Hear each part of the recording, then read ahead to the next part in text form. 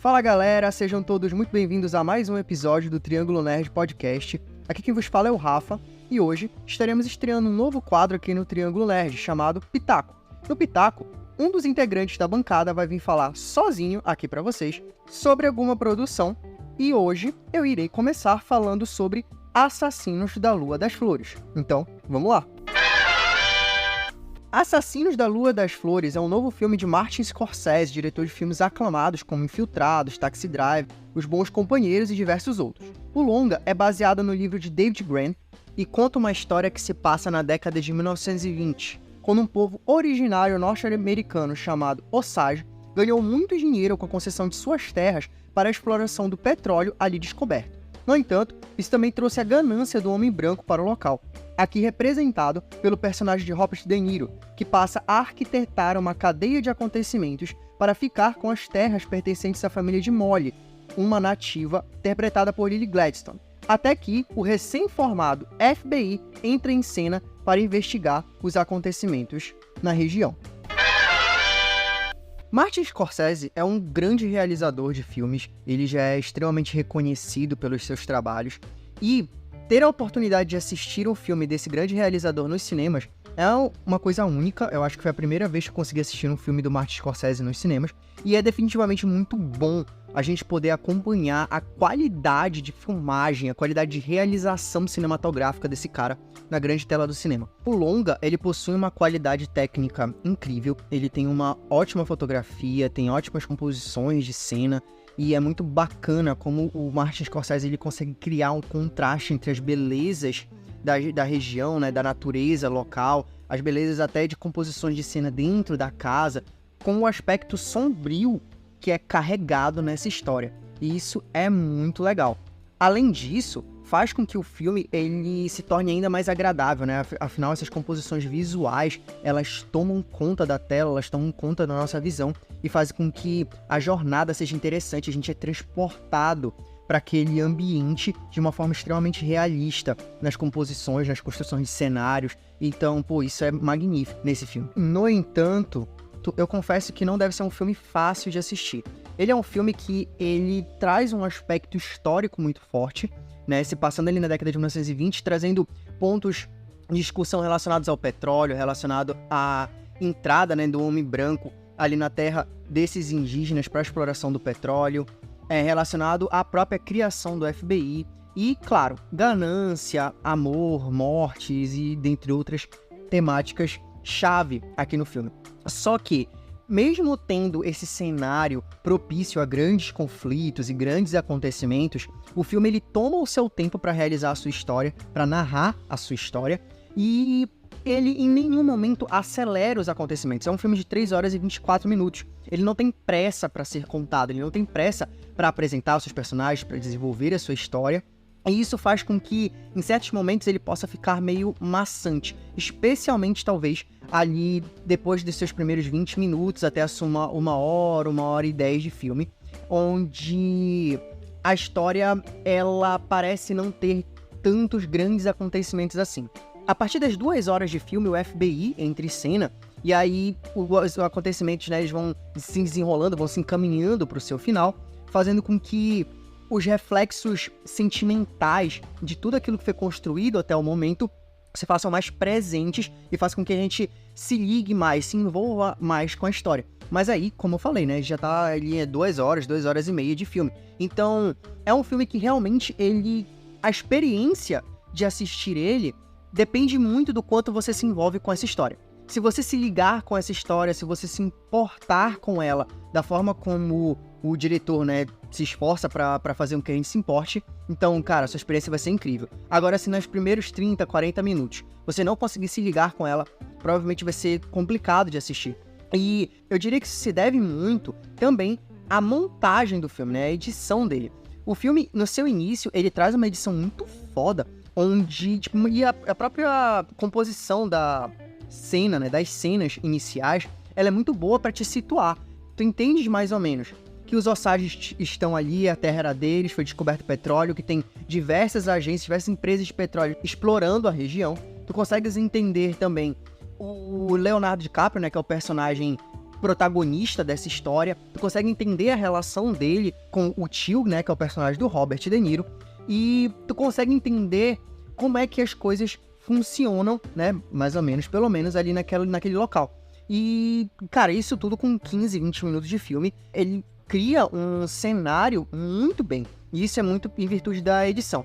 No entanto, eu acho que justamente essa questão da edição depois, ela, pra mim, pelo menos, ficou um pouco mais complicado de gostar, porque, primeiro, a marcação do tempo é muito difícil de ser entendida em certos momentos, tu não sabe quanto tempo se passou, tem os momentos, por exemplo, que o Leonardo DiCaprio cita sobre a existência de filhos dele, tu não viu a esposa grávida, tu não viu ela tendo bebê, tu não viu ele com os bebês até aquele momento direito, então eu não tinha meio que entendido se os filhos realmente eram deles ou não, e aí só depois, mais na frente, que eu vim entender a questão de quanto tempo se passa entre as coisas, entre os acontecimentos, é uma coisa que me incomodou um pouco, bem como as questões finais ali do filme, eu não curti tanto. Eu acho que tem uma questão ali do julgamento, do que acontece pra que o personagem Leonardo DiCaprio, ele acabe mudando de ideia, né, em algumas decisões dele, que eu não vou dizer que é incoerente, mas eu acho que, apesar da ironia do filme ter 3 horas e meia de duração, né, eu acho meio, não sei se apressado, mas meio atropelado a forma como acontecem essas... que acontece uma dupla mudança, e eu acho que, não sei, fica meio atropelado, ainda que o filme dê boas justificativas lá, eu acho que me soou rápido demais, sabe, as mudanças pelas quais o personagem passa ali no finalzinho. Eu acho que uma outra questão complexa do filme é justamente a personagem da Lily Gladstone, a Molly, e a forma como ela reage às situações, porque ela é uma personagem que ela acaba meio que sendo manipulada, talvez pelos seus próprios desejos ou pelos seus próprios sentimentos, mesmo ela enxergando a ganância, né, do personagem do Leonardo DiCaprio e os outros que a rodeiam. Só que eu não senti, assim, que ficou muito bem explicado, sabe? O porquê que ela não consegue perceber, ou que ela não consegue se ligar naquilo que tá acontecendo, as pessoas, né, que estão envolvidas ali naqueles acontecimentos, sabe? Fica um pouco... A personagem, ela parece muito sagaz no início do filme, ela é construída como um personagem bem sagaz e tal, assim como o povo dela. Então, fica meio complexo de comprar em certos momentos que ela não suspeite, ou que ela não consiga entender exatamente o que tá acontecendo. Isso quebrou um pouco ali a minha suspensão de descrença, sabe, pra essa situação. No entanto, eu acho que, apesar dessas questões que eu falei que me incomodaram, o filme, ele é muito bom. Ele, como eu falei, acho que a maior entrave dele justamente é o ritmo, mas aspectos técnicos são incríveis, as atuações são ótimas, o Leonardo DiCaprio, ele consegue compor um personagem que tu fica com ódio, tu realmente fica com raiva dele pela ganância, mas pela burrice do cara, sabe? Ao mesmo tempo, o Robert De Niro, ele consegue também compor um personagem que é extremamente ganancioso, mas que ele consegue manipular todo mundo, e tu compra a manipulação dele, sabe? Pela forma como ele se porta, a forma como ele fala, a forma como ele se põe nas situações e como ele reage às situações. É uma composição muito bem realizada do Robert De Niro, ele tá incrível aqui, e é muito louco porque ele não parece nem precisar fazer esforço, sabe? Pra compor esse personagem. Sai tão naturalmente dele, o que mostra que ele é um puta ator realmente. Não que ele precisasse ainda provar isso, mas é incrível a atuação. Bem como a Lily Gladstone, ela consegue passar toda a força, a imponência do povo dela. Ela é a grande representante do povo Osage aqui no filme, né, como personagem, e ela consegue passar todo esse respeito pela natureza, essa sagacidade, como eu falei, e, enfim, aspectos culturais, né, particulares ali daquele povo, que, inclusive, eu acho que é muito respeitado aqui. A história, ela não se esforça necessariamente em fazer uma gigantesca apresentação dos costumes desse povo e tal, mas o que ele traz é muito bom, é muito bem colocado, tu consegue perceber que existe um respeito do Martin Scorsese e dos roteiristas e tal, pelo povo, nessa história, que é uma história que ela tem um aspecto muito forte de denúncia, sabe? Esses acontecimentos, que é uma coisa, inclusive, da qual o filme se utiliza muito bem, tu te liga e tu consegue passar por momentos que de repente sejam um pouco mais lentos do filme, justamente porque a história ela acaba sendo tão revoltante que tu quer saber o que vai acontecer, tu quer saber se essas pessoas vão ou não sofrer as consequências pelos crimes dela, e essa revolta que tu sente desses personagens faz com que tu fique preso na narrativa, torcendo contra eles, sabe? Torcendo contra essas pessoas ali, o Leonardo DiCaprio, o personagem do Leonardo DiCaprio, né? O personagem do Robert De Niro e os seus comparsas, digamos assim. E tu quer ver eles se ferrarem no final. Tu quer que a personagem da Molly se livre daquela situação e tu fica ansioso pra saber como é que isso vai acontecer ou se vai acontecer, né?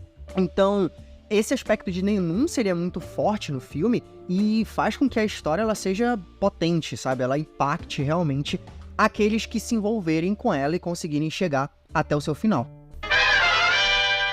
Uma outra questão que existe ali no filme, mas que eu acho que não é muito bem tratada, na verdade é deixada de lado, é justamente a criação do FBI, o contexto da história ali no surgimento, né, nos primórdios do FBI, e é uma situação que ela não é trazida, ela é deixada de lado, realmente o FBI aparece e tal, ele cumpre o papel dele de investigação e tal, mas não é abordado, né, o contexto da sua criação e tal, mas isso não me incomoda nesse aspecto. No entanto, ele é um filme que, como ele tem questões muito fortes de história dos Estados Unidos, de contexto político, de contexto de preconceito financeiro também e tal, preconceito que eu digo porque também tem ali até uma citação a Ku Klux Klan, e claro, né, a gente tá falando aqui da exploração de um povo originário, tem toda uma questão ali, por exemplo, do fato deles, para eles movimentarem dinheiro, para eles mexerem com dinheiro, eles precisarem de intermediários, e essas questões, eu acho que como elas são muito pungentes da história norte-americana, né, dos Estados Unidos, acaba sendo muito complexo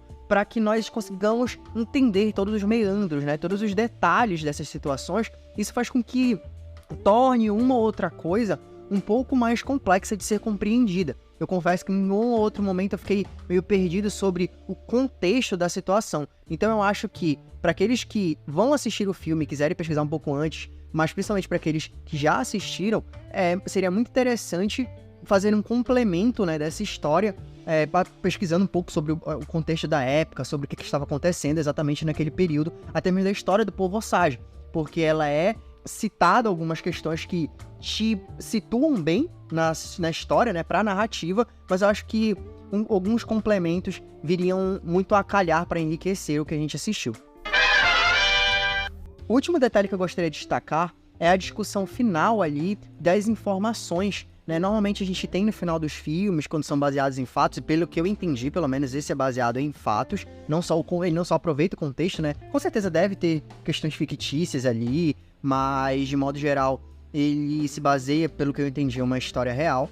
E no final sempre tem aquela coisa das informações, né? O que aconteceu com os personagens, quem morreu, quando morreu, esse tipo de coisa. E eu acho que aqui o Martin Scorsese ele consegue fazer e trazer uma inovação, né, em como realizar, né, o repasse dessas informações, onde ele faz uma espécie de radionovela pra gente, e que é muito legal de acompanhar. Eu acho que situa bem e tá bem integrado, né, com o contexto do filme. Eu acho que é mais um detalhe que existe na realização desse filme, que é extremamente bacana, extremamente bem-vindo. Então fica a minha recomendação, se você puder, vá assistir Assassino da Lua das Flores no cinema. Apesar de ser um filme de 3 horas e 24 minutos, ele não é necessariamente cansativo. Inclusive na sala onde eu estava, as pessoas não começaram a puxar celular em nenhum momento pra mexer e tal. Então, pra ver que é um filme que, apesar do que eu citei sobre o ritmo poder ser um problema para algumas pessoas, ele é bem envolvente no fim das contas e, enfim, com uma história muito cativante e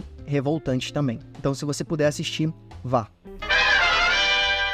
Então é isso, galera. Mais um episódio do Triângulo Nerd Podcast vai chegando ao seu final. O primeiro pitaco daqui do Triângulo Nerd. Espero que vocês tenham gostado desse novo formato. Muito obrigado para você que me ouviu até o final. Não esqueça de curtir, compartilhar e comentar o nosso conteúdo. Estamos disponíveis aí também no Instagram, para quem quiser nos acompanhar por lá, para ver quando a gente posta novos conteúdos. Fica aqui o meu abraço e até a próxima. Isso é tudo, pessoal.